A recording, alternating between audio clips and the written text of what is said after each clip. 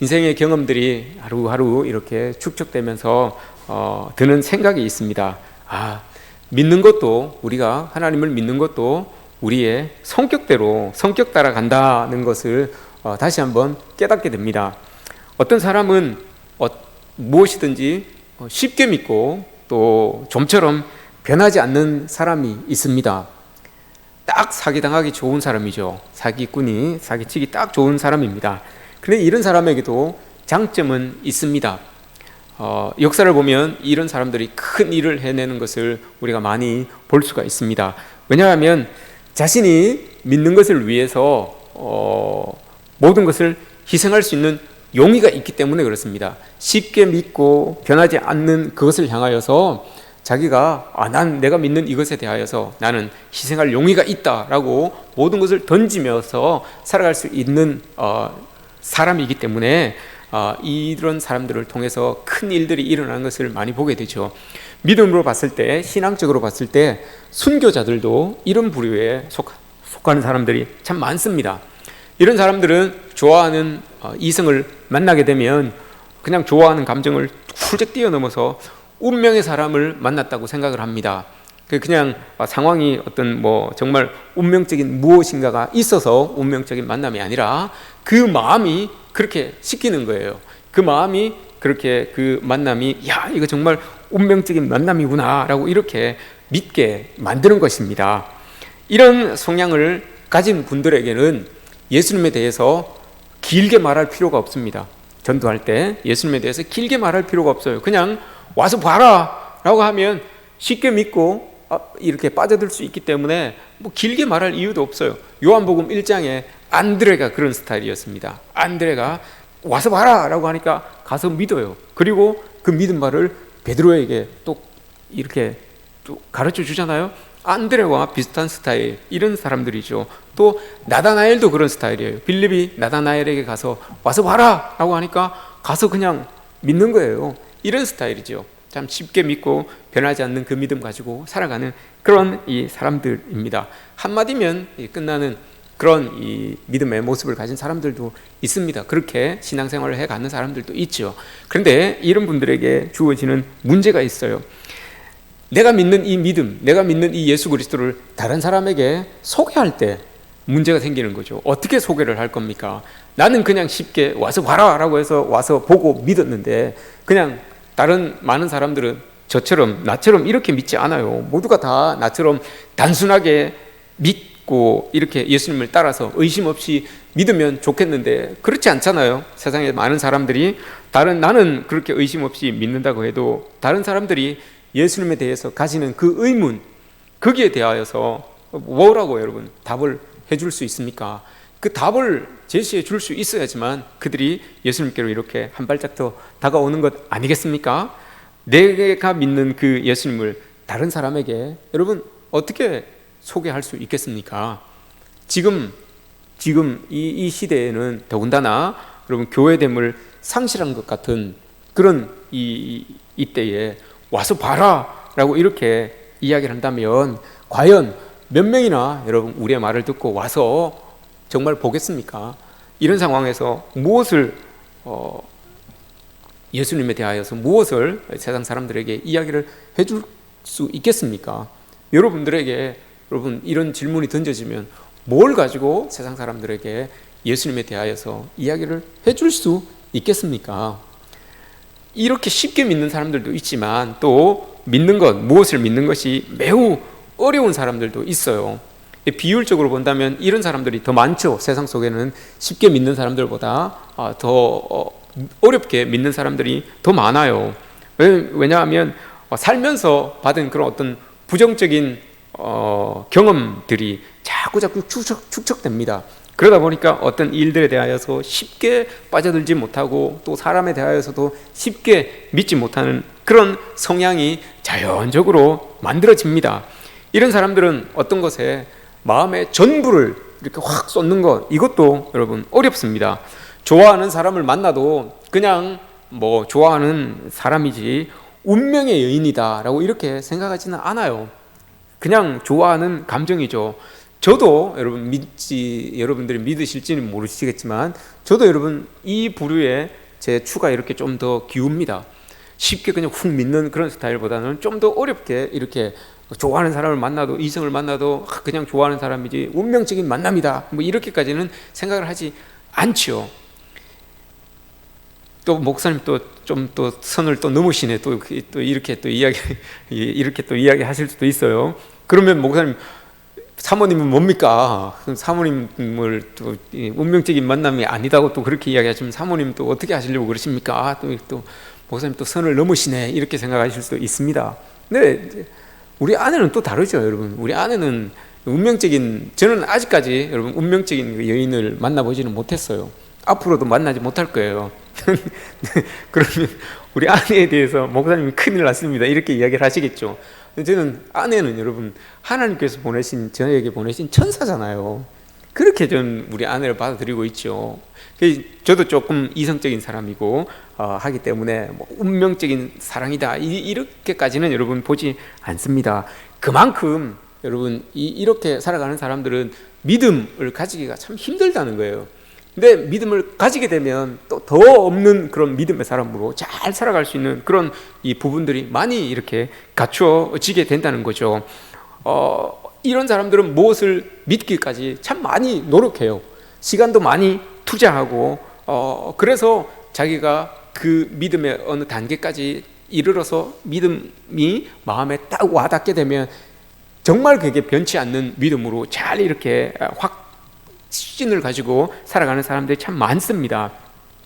살면서 이런 사람들은 습득된 그런 어떤 합리적인 부분들, 과학적인 부분들, 이성적인 부분들, 이 모든 것들이 자꾸 믿음이라고 하는 것을 가지지 못하게끔 하는 그런 이 성향으로 자꾸 이렇게 발전을 해 나갈 수가 있습니다.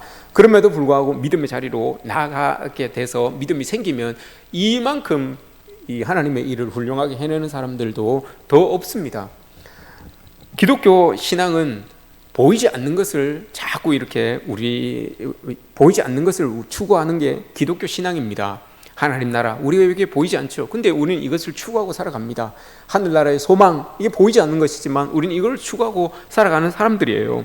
또 이성적인 판단, 때로는 이성적인 판단, 또 합리적인 어떤 이 상황, 이 모든 것들을 넘어서는 것을 이 기독교 신앙은 요구해요. 그러다 보니까 믿는 것이 어려운 사람들은 더 믿기가 힘들어지는 거죠. 이성적으로 판단해 봤을 때 믿을 수 있겠구나, 합리적으로 상황을 따져봤을 때 믿을 수 있겠구나라고 하면 쉽게 믿을 수가 있을 터인데, 기독교 신앙이라고 하는 것이 때때로 여러분 합리적인 것을 초월할 때가 있어요. 이성적인 그런 판단을 넘어설 때가 있습니다. 보이지 않는 것들을 자꾸 우리에게 추구하도록 이렇게 믿음으로 우리에게 이야기를 하기 때문에 정말 보여야지만 믿는 사람들, 손에 잡아야지만 믿는 사람들에게는 정말 기독교 신앙이 참 들어가기가 참 어려운 그런 이 상황이죠. 근데 이런 분들에게 여러분 만약에 예수 그리스도에 대하여서 이야기를 해야 된다면 여러분 어떤 이야기를 하실 수 있겠습니까? 여러분들이 봐야지만 믿을 수 있고 잡아야지만 믿을 수 있는 그런 사람들에게 예수님을 전할 수 있는 그런 상황이 여러분들에게 주어진다면 여러분 어떤 예수님을 이야기를 하겠습니까? 예수님에 대하여서 아무리 많은 이야기를 해도 여러분 그 사람들이 정말 이 믿음이 금방 생겨진다고 또 보장도 할 수 없어요. 믿음이라고 하는 것이 내가 의지적으로 믿어야 되겠다라고 해서 생기는 게 아니잖아요. 믿음은 늘 수동태예요. 믿어진다 이렇게 되는 거예요. 내 마음대로 믿고 안 믿고가 안 되기 때문에 성령께서 마음을 탁 만져주셔야지만 믿어지기 때문에 믿음이라고 하는 것은 늘 수동태예요. 내 의지대로 되지도 않는 거예요. 근데 내 의지대로 되지도 않는 그런 믿음을 믿기 힘들어하는 사람에게 여러분 탁 믿음을 소개한다면, 예수님을 소개한다면 과연 여러분 어떻게 우리가 예수님을 소개해야 되겠습니까? 이게 참 힘든 상황이죠. 그럼에도 불구하고 이런 사람들에게 여러분 예수 그리스도를 이야기해야 되는 상황이 여러분들에게 주어진다면 먼저 우리에게 요구되는 게 어떤 것일까요? 이 이야기를 해야 되는 그 예수 그리스도에 대한 확신이 여러분 우리에게 먼저 있어야 되는 것 아닙니까? 예수님에 대한 확신이 없는데 어떻게 여러분 그것을 가지고 다른 사람들에게, 믿음이 있는지 없는지도 모르는 사람에게 예수 그리스도를 이야기할 수가 있겠습니까? 먼저 이야기하기 위해서는 우리가 예수님에 대한 확신이 있어야 되는 거예요. 여러분, 예수님에 대한 확신이 있으십니까? 어떤 확신이 있으십니까? 예수님에 대한 어떤 확신이 있습니까? 예수님에 대한 확신. 그 예수님에 대한 확신, 여러분, 이것을 우리가 알아보기 위하여서 여러분 이 질문에 대해서 여러분들이 대답을 한번 해보십시오. 제가 여러분들에게 질문을 하나 던지겠습니다. 예수님께서 이 땅에 오셔서 공생의 기간 동안 행하셨던 그 모든 일, 그리고 십자가에서 돌아가셨던 그 일, 고난받으셨던 그 일, 이 모든 것들이 하나님을 향한 그 믿음에 기반되어서 행해진 일들입니다. 이 일들이 이렇게 믿음에 하나님을 향한 하나님의 뜻을 이루고자 하는 그 믿음에 기반해서 이루어졌던 그 예수님의 행동들, 예수님의 그 공생의 기간 동안에 하셨던 일들, 십자가에 죽으시고 고난당하셨던 그 일들, 여러분 이 모든 것들이 옳습니까? 옳지 않습니까? 답이 어렵습니까? 답하기가, 질문이 어렵습니까? 옳습니다. 옳습니다. 이게 어렵습니까? 이 질문이 어렵습니까? 여기에 대해서 확신을 못하면 예수님을 우리가 뭐라고 여러분 소개를 할 수 있겠습니까? 이게 여러분 옳지요. 답은 옳은 거예요. 그런데 이게 옳은지 안 옳은지, 아사모사 하신 분들은 이걸 생각해 보면 됩니다. 첫 번째, 두 가지를 생각해 보면 되는데, 예수님께서 과연 그렇게 행하신 모습이 옳은 것이었는지 아니었는지 알 수 있는 방법이 두 가지가 있죠. 첫 번째 방법, 예수님께서 행하신 그 일, 십자가에 죽으시고 고통당하시고 그 공생의 기간 동안 행하셨던 그 모든 일들, 그 일들 가운데 과연 하나님께서 어떻게 반응을 하셨냐, 이걸 보면 됩니다. 여러분, 하나님께서 예수 그리스도의 일하신 그것에 대하여서 어떻게 반응을 하셨는지 안 하셨는지, 그걸 보면 되는 거죠. 하나님의 의중에 맞춰서 하나님의 뜻을 이루기 위하여서 예수님께서 하나님께 보냄을 받으셨고, 그 보냄받은 일을 이 땅에서 행하셨으니까 당연히 예수님께서 하나님의 뜻을 이루기 위하여서 행하셨으니까 그 일 뒤에는 하나님의 반응이 있어야 되는 것 아닙니까? 반응이 없으면 여러분, 하나님께서는 아무런 연관이 없는 거예요. 예수 그리스도와 아무런 연관이 없는 거예요. 예수님도 헛일 하신 거예요. 그렇게 자기는 하나님의 뜻을 이루기 위하여서 십자가에 죽으시고 못 박히시고 부활하시고 이런 것까지 다 했다고 하셨는데, 여러분 하나님께서 아무런 반응이 없으셨으면, 그 십자가에 죽으시고 고통당하시고 죽으셨는데 그 상황 속에서 여러분 하나님께서 아무런 반응이 없었다면 예수님의 그 죽으심은 아무런 일도 아닌 거예요. 그냥 헛죽음이 될 수밖에 없는 거죠. 그런데 예수님의 그 행하신 일을 통하여서 하나님께서 반응을 하시잖아요. 예수님이 그냥 죽으시지 않으셨어요. 그냥 죽고 그냥 끝나지 않으셨어요. 하나님께서 그 죽음을 여러분 부활로 딱 이렇게 만드시잖아요. 예수 그리스도를 부활하게 만드셔서 그 하나님께서 예수님의 행하신 일이 합당하고 옳았다는 것을 이렇게 하나님의 일하심으로, 반응하심으로 그게 옳았다는 것을 가르쳐주고 있는 거예요. 보여주고 있는 거예요. 그러면 여러분 우리가 그럼 예수님께서 행한 일이 옳았기 때문에 예수님을 믿는 우리의 삶이 맞는 거구나 라고 우리가 이렇게 이어서 생각할 수가 있는 거죠. 이게 아니라면, 하나님께서 아무런 반응을 보이지 않으셨다면 예수님의 죽음은 아무것도 아닌 게 되는 거예요. 그 예수님을 믿는 우리도 여러분 아무것도 아닌 게 되는 거죠. 그런데 하나님께서 그 예수님의 죽음에 반응을 하셨고, 그 예수님이 살아나셔서 여러분 하나님 보좌 우편에 앉게 되셨던 거죠. 그러니까 여러분 우리의 믿음이, 그 예수님을 믿는 우리의 믿음이 옳은 게 맞는 거죠. 예수님의 부활은 인간의 어떤 과학성, 이걸 뛰어넘는 거죠. 인간의 어떤 합리성, 이걸 초월하는 거예요. 그 일이 예수님에게서 일어났다는 겁니다. 하나님의 반응으로 인하여서. 그러니까 여러분 이게 우리가 예수님을 믿는 게 맞는 거예요. 하나님의 뜻대로 행하신 그 예수님이 옳았는지 안 옳았는지 볼 수 있는 두 번째 방법이 있어요. 두 번째 방법은 여러분 어떤 것인가 하면, 예수님이 살아계실 동안에 이루기를 원하셨고 기대하셨던 그 일이 지금도 일어나고 있느냐, 이걸 보면 아는 거예요. 예수님께서 공생의 기간을 보내시면서 죽기까지 원하셨던 그 일이 있어요. 그 생명을 바쳐서 십자가에 돌아가시기까지 사람들에게서 일어나기를 원하셨던 그 일이 있어요. 그게 뭔가 하면 구원의 역사 속에 사람들이 들어오는 거였어요. 그 예수 그리스도를 믿음으로 말미암아서 죄의 문제가 해결이 되고 하나님의 자녀가 되는 거, 이게 여러분 예수님께서 이 땅을 살아계실 때 품고 계셨던 마음이에요. 그것을 이루기 위하여서 예수님께서 십자가에 죽으셨죠. 그러니까 지금도 그 일이 옳았냐 아니냐라는 것을 알기 위하여서는 예수님께서 품고 계셨던 그 마음의 소원들이 지금 일어나고 있느냐, 이걸 보면 되는 거예요. 이걸 보면 그 일들이 지금도 일어나고 있다는 것을 우리가 보게 되면, 아, 예수님이 행한 그 일이 맞구나, 그로 우리가 예수님을 믿는 것이 참 옳은 것이구나, 참 이 구원에 동참하는 일이구나라는 것을 알게 되는 거죠.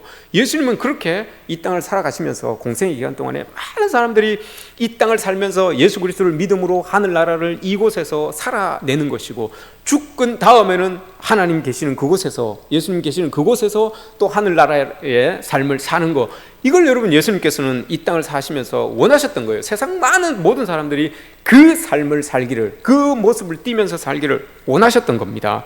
이게 지금도 일어나고 있느냐, 이 예수님께서 원하셨던 그 일들이 지금도 일어나고 있느냐, 이걸 보면 여러분 예수님께서 행하셨던 일들이 옳고 그른지를 알 수가 있는 거죠.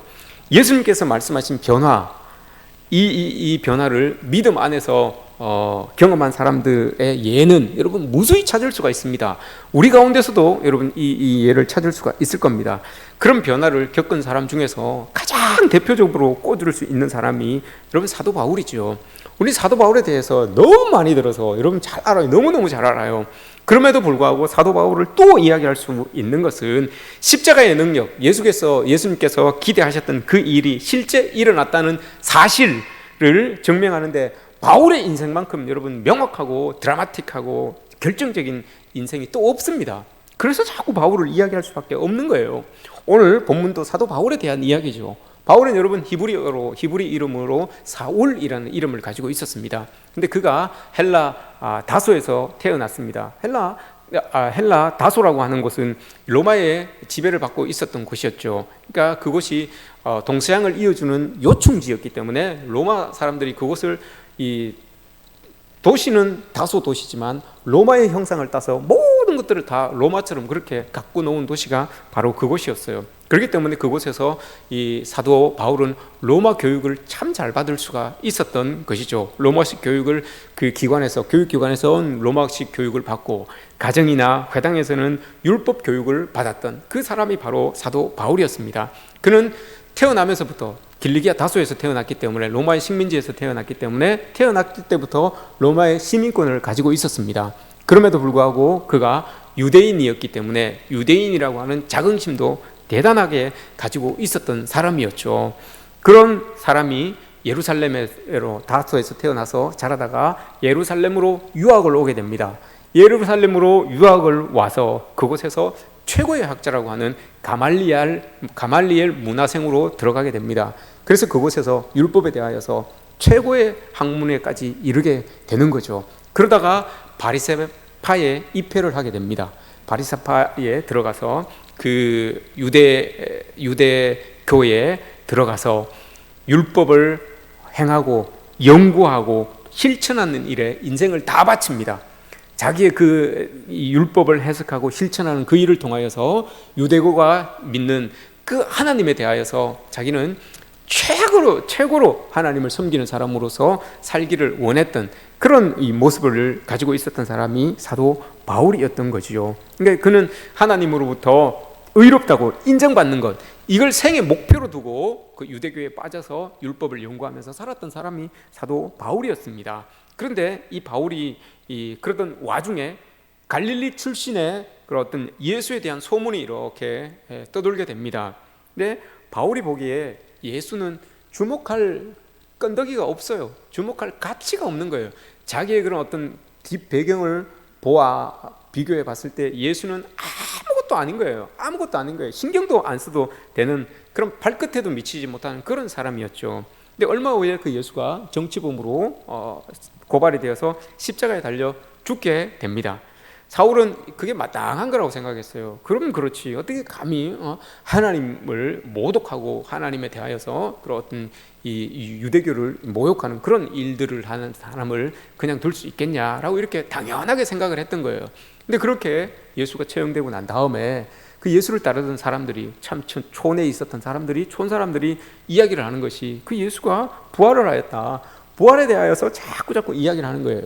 그러니까 사울이 생각하기에는 이 일은 그냥 둬서는 안 된다, 유대교의 하나님을 아주 모독하는 일이다, 먹칠을 하는 일이다 싶어서 그냥 가만히 둬서는 안 된다 싶어서 그 모든 사람들을, 이 그리스도의 부활을 이야기하는 사람들을 다 잡아서 여러분 박멸하려고 그런 마음을 가지고 이 하나님에 대한 열심을 가지고 그 많은 사람들을 다 박멸하려고 그렇게 일에 앞장을 서게 되는 거죠. 더 나가서 그 노력의 결실로 예루살렘에 있었던 많은 그 예수 그리스도를 따르는 추종자들이 다 흩어지게 되잖아요. 그 다 흩어지게 된 사람들을 이 사울은 그냥 두지 않고 내친 김에 다메섹까지 가서 그 사람들을 다 잡아오려고 마음을 먹고 움직이게 되는 거죠. 그 도중에 여러분 생각지도 못했던 일이 이 사도 바울에게서 일어나게 되는 거죠. 그 촌 사람들이 이야기했던 부활, 예수 그리스도의 부활에 대한 그 이야기가 자기 이야기가 되는 거예요. 그 촌 사람들이 뭐 아무렇지 않게 이야기했던 그 예수 그리스도의 부활, 그 부활하신 예수 그리스도, 그 예수 그리스도를 이 사도 바울이 턱 만나게 된 거예요. 그 다메섹을 가다가 만나게 된 겁니다. 이 부활의 사건을 몸소 자기가 체험하게 되는 겁니다. 이제는 이 부활 사건이 들어서 그냥 아무 일도 아닌 것처럼 그렇게 들었다가 이제 이건 인정하지 않으면 안 되는 그런 일로 자기에게 확 다가온 거예요. 그 부활의 이야기가, 부활의 그 상황을 자기가 체험하다 보니까 이 사울의 믿음이 확 바뀌게 되는 겁니다. 인생관이 확 바뀌게 되는 거죠. 세계관이 완전히 뒤집어지게 되는 그런 일이 바울에게서 일어나게 되는 겁니다. 부활을 믿는다는 것이 여러분 그런 것 아니겠습니까? 부활은 어떤 이 부활이라고 하는 것을 우리가 깨닫게 되면 그 깨닫는 순간 여러분 모든 것들이 다 달리 보이게 되어 있습니다. 모든 것들, 내가 지금까지 생각했던 것, 내가 지금까지 바라고 원했던 그런 삶의 모습이 아니라 부활을 체험한 사람들의 눈에는 다 여러분 바뀌어지게 되는 겁니다. 왜냐하면 부활은 눈에 보이는 것이 다가 아니라 눈에 보이지 않는 세상이 있다는 것을 증명하는 거, 여러분 이게 부활 사건 아니겠습니까? 그러니까 세상에 눈에 보이지 않는, 우리가 생각지도 못했던 뭔가가 보여지기 시작하니까, 그걸 깨닫게 되니까 세상에 세상에서 잡고 있었던 모든 것들이 여러분 달리 보이게 되는 거죠. 그 일이 사울에게서 일어나는 겁니다. 사울도 여러분 처음에는 이걸 용납하기 싫었어요. 그 율법을 따라서 유대교의 아주 철저했던 그 사람이 한순간에 하나님의 사람으로, 한순간에 예수 그리스도를 믿는 그 부활을 이야기해야 되는 사람으로 바뀐다는 게 여러분 이게 쉽겠습니까? 사도 바울도 여러분 원하지 않았을 거예요. 그래서 예수님을 만나고 나서 그 눈이 멀어서 아나니아에게 여러분 가게 됩니다. 아나니아에게 가서 눈이 치료받고 나서 여러분 3년 동안 사도 바울이 여러분 그 아라비아 광야에서 이 시간을 보내게 되는데, 그때가 여러분 사도 바울이 고민한 때예요. 내가 이걸 받아들여야 되는지, 하나님에 대하여서 받아들여야 되는지, 예수 그리스도에 받아들여야 되는지, 내가 지금까지 믿어왔던 이 유대교, 이 율법을 어떻게 해야 되는지, 지금 갈등의 시간을 보내고 있는 거예요. 한 번에 여러분 사람이 바뀐다는 게 이게 어떻게 쉽겠습니까? 그래서 자기는 지금까지 자기가 배워왔던 그 모든 율법을 다 가지고 나온 거예요. 다 가지고 나와서 거기에 대해서 이야기하고 있는 하나님에 대하여서, 메시아에 대하여서, 이 율법이 이야기하고 있는 것에 대하여서 다 여러분 다 가지고 나온 거죠. 거기에다가 제자들이 이야기했던, 예수님을 따르고 있었던 그 제자들이 이야기하고 있는 그 예수님에 대하여서, 자기가 듣고 보고 깨달은 그 예수님에 대하여서 그걸 접목시키기 시작합니다. 그걸 확인하기 시작하는 거예요. 하나하나 확인하는 시간이죠. 그 아라비아 광야에서 보냈던 시간이, 그 광야의 시간에서 얼마나 많이 여러분 갈등하고 고민했겠습니까? 그 생판 모르던 그 예수님을, 그 예수를 부인하고 살았던 그 사도 바울에게 그 사람이 예수님을 받아들여야 된다는 거, 이게 여러분 얼마나 어려운 일입니까? 그래서 사도 바울이 그냥 무턱대고 받아들이는 사람이었으면 쉽게 받아들일 수가 있었는데, 사도 바울은 그런 사람이 아니었어요. 초두에 얘기했던 두 번째 사람이었어요. 뭐든지 쉽게 믿지 못하는 사람. 어떤 상황을 쉽게 받아들이지 못하는 사람이 사도 바울이었어요. 더군다나 그는 율법으로 충만한 사람이었고 유대교에 아주 뛰어난 사람이었어요. 그렇기 때문에 어떤 것을 가지고 그 유대교의 기반을 흔든다는 게 쉽지 않았어요. 자기가 믿고 있었던 그 율법을 기초하지 않는다는 게 여러분 이게 어려웠던 거예요. 근데 사도 바울이 그 기간 동안에 하나님과 씨름을 하는 거죠. 하나님과 씨름을 하는 거예요. 율법을 들고 와서 예수 그리스도에 대해서 들고 와서 자기를 만나 주셨던 그 하나님, 그 성령을 가지고 와서 여러분 씨름을 하는 거예요. 그래서 그 상황 속에서 자기 고민하다가 싸우다가 받아들이게 되는 거죠. 하나님의 은혜로 말미암아 이게 예수 그리스도께서 진실로 내 죄를 위해서 그 십자가에서 돌아가셨구나. 그리고 하나님의 은혜로 그가 부활하셨고 성령으로 우리에게 다가오시는구나. 그 성령을 덧입은 사람에게 하나님 나라가 주어지는 것이고 그 하나님 나라를 소망하면서 우리가 살아갈 수 있게 되는 것이구나. 이걸 여러분 사도 바울이 깨닫고 받아들이게 되는 거예요. 그러니 여러분 사도 바울이 이렇게 받아들인 그 예수 그리스도에 대하여서 이 믿음, 그렇게 생겨진 그 믿음을 어떤 것이 여러분 흔들 수 있겠습니까? 그렇게 고민하면서 받아들였던 그 하나님, 그 예수 그리스도, 그 성령, 어떤 것도 여러분 흔들지를 못하는 거예요. 그렇게 고민하면서, 그렇게 막 갈등하면서, 그렇게 아파하면서 받아들이게 된 생기게 된 그 믿음, 이거 여러분 누구도 흔들지 못하는 거예요. 그래서 오늘 바울의 삶이 그런 이 모습으로 다 점철되어 있는 것 아니겠습니까? 실제로 율법을 따르면서 사도 바울이 원했던 모습이 바로 이런 모습이었어요. 하나님 안에서 자유하고 하늘나라를 막 이렇게 풍부하게 살아가며 정말 영생을 소망하면서 살아가고 싶었던, 그게 여러분 사도 바울이 예수님을 알기 전에, 성령을 만나기 전에 율법을 통하여서 얻고 싶었던 삶의 모습이 이거였어요. 그래서 여러분 그 율법을 철저하게 지켜가면서 철저하게 그것을 실천해가면서 그 실천의 덕목으로 내가 하나님 나라를 살 수 있지 않을까, 이걸 기대하면서 율법을 지켰는데 그렇지 못했었어요. 그렇지 못했는데 자기의 공로는 하나도 없이 하나님의 은혜로 예수 그리스도가 성령으로 확 다가와서 자기를 딱 만나주게 되니까, 그 믿음을 딱 가지게 되니까 그렇게 생전에 바라고 원했던, 율법으로 이루고 싶었던 그 모습이 단순간에 그냥 확 이루어지게 되는 거예요. 그러니 여러분 사도 바울이 어찌 그 믿음을 버리고 살아갈 수가 있겠습니까? 그게 여러분 사도 바울의 믿음의 이야기예요. 오늘 본문에서도 그 이야기를 하는 거예요. 전혀 다른 길이 지금 사도 바울의 눈에 펼쳐지고 있는 겁니다. 어떤 사람의 믿음이 진짜인지 아닌지를 우리가 볼 수 있는 것은 아주 간단합니다. 그 사람이 얼마나 자신이 믿는 바를 위해서 얼마만큼의 희생이 있는지 그거 보면 됩니다. 사도 바울은 여러분 이런 이 모습으로 봤을 때, 이런 의미로 봤을 때 사도 바울의 믿음은 정말 믿음이죠. 그건 여러분 믿는 것 때문에, 자기의 믿음, 예수 그리스도를 믿는 이 믿음을 위하여서 다 희생했어요. 자기가 가지고 있었던 모든 것들을 다 희생했어요. 하나님을 믿는 것, 성령을 따라 살아가는 것을 위하여서 모든 것을 다 희생한 사람이었어요. 우리의 믿음을 여러분 한번 점검해 보시기 바랍니다. 사도 바울은 이 율법학자로서 그냥 살아갔으면 여러분 참 명성을 떨치면서 존경받으며 살아갈 수 있었던 사람이죠. 영광을 누리면서 살아갈 수 있는 그런 사람입니다. 하지만 그가 예수로 인하여서 여러분 삶이 달라졌어요. 늘 동족으로부터 살아의 위협을 받으면서 살아가는 사람이었죠. 또 늘 그가 순교 당할 때까지 네로라고 하는 그 사람에 의해서 박해를 늘 여러분 이렇게 박해를 직면하면서 살아야 됐던 삶을 산 사람이 사도 바울이었어요. 예수님 때문에, 자기가 믿은 그 믿음 때문에 여러분 이런 삶을 살았던 거예요. 그러면서도 그 삶에 대해서 아무런 불평도 불만도 없었던 사람이 사도 바울이었습니다.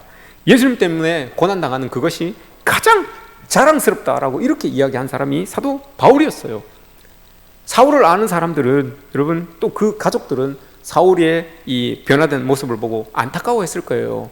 아이고 바보같이 그냥 그렇게 있었으면 참 이 세상에서 대접받고 떵떵거리며 살 수 있었을 텐데, 그 예수가 뭔지, 그 믿음이 뭔지, 그것 때문에 사람 엉망이 되었구나 라고 이렇게 예수님을 모르는 사람들은 사울의 변화된 모습을 보고 그렇게 이야기했을 거예요. 그런데 사도 바울은 그렇지 않아요. 오늘 우리가 읽은 본문에서 내게 유익하던 것을 내가 그리스도를 위하여 다 해로 여길 뿐더러 나에게는 아무것도 필요가 없습니다 라고 이렇게 이야기를 하잖아요. 왜 그렇겠습니까, 여러분? 오늘 본문, 우리가 읽은 본문 말씀에서 모든 것을, 나는 그를 위하여 모든 것을 잃어버리고 배설물로 여김은 그리스도를 얻고 라고 이렇게 이야기를 하죠. 모든 것을 잃었다라고 이렇게 이야기를 합니다. 사실 여러분 이게 맞아요. 역사적으로 사도 바울은 모든 것을 다 잃었어요. 명성도, 부도, 명예도, 존경도, 생명의 그런 안전도 다 잃었어요. 다 잃어버렸어요. 그러나 그 잃어버린 것들에 대하여서 조금도 아쉬워하지 않았습니다. 사도 바울은 그 자기 마음에 다가와 주신 그 성령 하나님, 그 예수 그리스도, 내 죄를 위해서 십자가에 죽으신 예수 그리스도, 그게 여러분 믿어지기 시작했기 때문에, 그걸 믿고 있기 때문에 자기가 세상에서 잃었던 모든 것들은 아깝지가 않은 것들이었어요. 아쉽지 않았어요. 심지어 그것을 다 배설물로 생각하고 있었던 그런 이 사도 바울의 모습이었던 거죠. 그러면서 여러분 사도 바울이 고백을 합니다. 그 뒤에서 나는 그리스도를 얻고, 이게 여러분 사도 바울의 고백이에요. 나는 그리스도를 얻고 세상의 많은 것들을 다 잃어버렸지만 그걸 다 상쇄시킬 수 있는 거, 그걸 넘어설 수 있는 게 그리스도를 얻고 이거예요. 나는 그리스도를 얻고. 그러면서 뒤에 여러분 어떤 이야기를 하는가 하면, 오늘 우리가 읽은 말씀에서 12절 말씀에서 그리스도를 얻고, 이게 어떤 의미를 가지고 있는가 하면, 내가 그리스도 예수께 잡힌 바 된 그것, 예수 그리스도께 잡힌 바 된 그것, 이거 그거예요. 예수님을 얻음으로 말미암아서 예수님께서 나를 꼭 잡은 거예요. 내가 예수님께 잡힌 바 된 그것. 여러분 그게 이 바울의 인생의 이야기예요. 예수님께 잡힌 바 된 그것, 그것이 자기에게는 있다는 겁니다. 그 이야기가 바울에게는 있다는 거예요. 그래서 예수님께서 삶을 통하여서 또 죽음을 통해서 일어나기를 원했던 일들이 믿음을 통해서 바울에게 다 일어난 겁니다. 예수님께서 살아가면서 그렇게 원하고 바라셨던 그 일들이 지금 사도 바울을 통해서 그 일이 일어나고 있는 거예요. 그러니 여러분 사도 바울이 그 예수께 잡힌 바 된 그것을 놓을 이가 없죠. 예수님께 잡힌 바 된 그것을 놓을 이유가 없는 거예요. 예수님께서 원하셨던 그 모든 일들이 지금 사도 바울을 통해서 일어나고 있어요. 그 일이 뭐라고 했습니까, 여러분? 하나님의 자녀로 회복되는 거, 죄의 권세가 다 끊어지고 하나님 나라에 소망을 두고 살아가는 거, 구원을 가지고 살아가는 거, 하나님의 뜻을 이 땅에서 이루어가며 살아가는 거, 이게 여러분 예수님의 뜻이었는데 그 뜻이 지금 믿고 있는 사도 바울에게서 일어나고 있는 거예요. 그걸 여러분 사도 바울이 지금 인정하고 있는 거죠. 내가 다 잃어버렸는데 내 안에서 지금 내 삶에서 이런 일들이 일어나고 있는데 내가 어찌 예수 그리스도를 부인하면서 그 믿음을 놓고 살아갈 수가 있겠습니까? 이게 이 이야기예요. 예수님에 대해서 그렇게 부인하면서 살았는데, 그렇게 예수님을 증거하는 사람들을 다 내가 몰살시키면서 그렇게 살기를 원했는데, 정작 예수님께서 원하셨던 그 일들이 자기에게서 일어나고 있으니까 부인할 수가 없는 거예요. 예수 그리스도를 부인할 수가 없는 거예요. 그래서 그 일어나고 있는 일들을 자꾸 세상에다가 이야기하고 살아가는 거. 여러분 이게 지금 사도 바울의 모습 아니겠습니까? 우리 각자가 여러분 오늘 우리에게도 물어봐야 되는 거죠. 나에게는 과연 이 사도 바울에게 있는 이 예수 그리스도의 이야기, 이게 나에게는 있나? 여러분 이거 우리에게 물어봐야 됩니다. 우리 스스로 물어봐야 됩니다.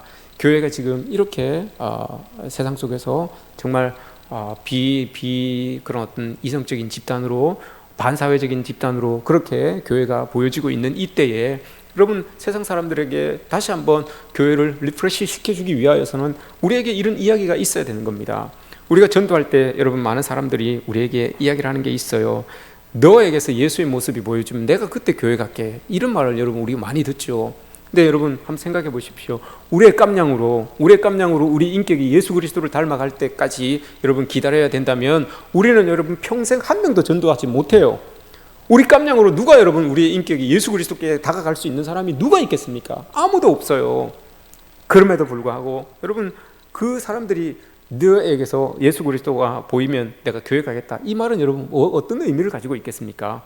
우리의 삶에 그리스도인이 믿음으로 인하여서 예수 믿는 믿음이 우리 삶에 조금이라도 보여지면 내가 예수 믿겠다, 이 말 아니겠습니까? 많은 것을 요구하는 게 아닙니다. 믿는 사람이라면 믿는다는 그 모습이 어디에서, 삶의 자리 어디에서든지 보여져야 된다는 거죠. 그러면 그런 말을 하는 사람들에게서 우리가 알 수 있는 것은 보여지지 않는다는 거죠. 그리스도인들의 모습이 보여지지 않는다는 거죠. 그래서 그런 말을 하는 것 아니겠습니까? 우리는 이렇게 예수 믿는 믿음, 내가 예수 믿는 믿음이 어느 정도 우리의 삶에서 보여져야 된다는 것, 작은 변화라도 보여져야 된다는 것, 여러분 우리가 기억해야 됩니다. 오늘 사도 바울이 고백하고 있습니다. 그리스도 예수께 잡힌 바 된 그것을 잡으려고. 그리스도 예수께 잡힌 바 된 그것, 이거만큼 큰 은혜가 여러분 우리에게 어디 있겠습니까? 그리스도 예수에게 잡힌 바 된 그것, 그 이야기가 여러분 우리에게 있어야 되는 겁니다. 예수님에게 잡힌 바 된 그 이야기, 예수님의 부활의 능력으로, 예수님의 십자가의 은혜로 살아가고 있는 그것, 그 이야기가 여러분 우리에게 있어야 된다는 거죠. 그걸 여러분 사도 바울은 지금까지도 그렇게 살아가고 있었는데, 오늘 말씀에서 보면 잡으려고 달려가고 있다라고 또 이야기를 하고 있어요. 아직까지 끝나지 않았대요. 아직까지 자기가 그렇게 살았는데도 부족하다는 거예요. 잡으려고, 이게 여러분 어떤 의미를 가지고 있습니까? 깨닫기 위하여서 이런 의미를 가지고 있고, 하나는 가지기 위하여서 이런 의미를 가지고 있어요.